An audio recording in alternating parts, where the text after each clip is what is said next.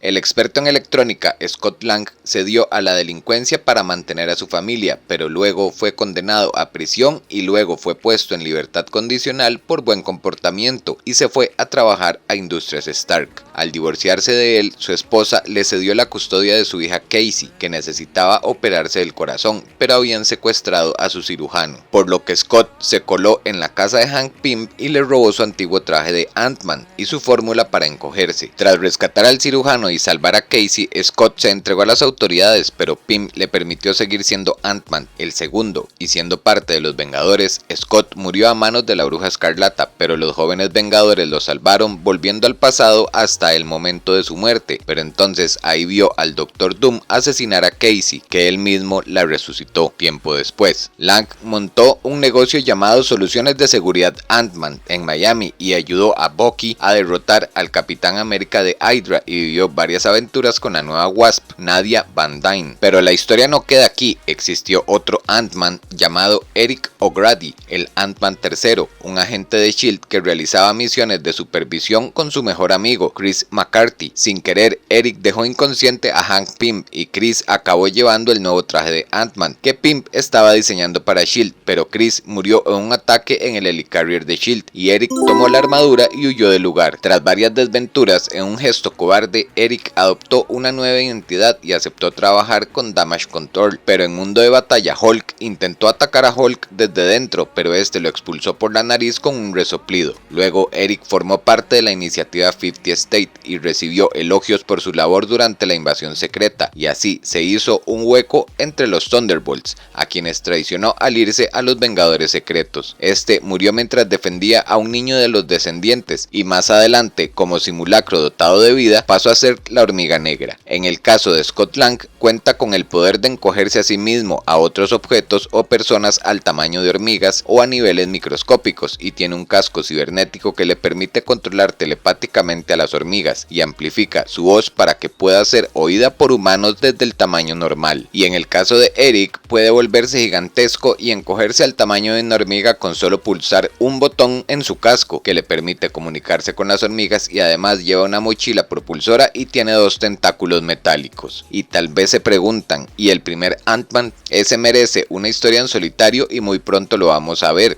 para completar la historia de la trilogía Ant-Man. Pronto lo veremos, no se preocupen. Déjame en los comentarios qué te ha parecido esta gran historia de Ant-Man y si conocías estos datos, y nos vemos muy pronto con grandes historias de tus personajes favoritos del mundo Marvel.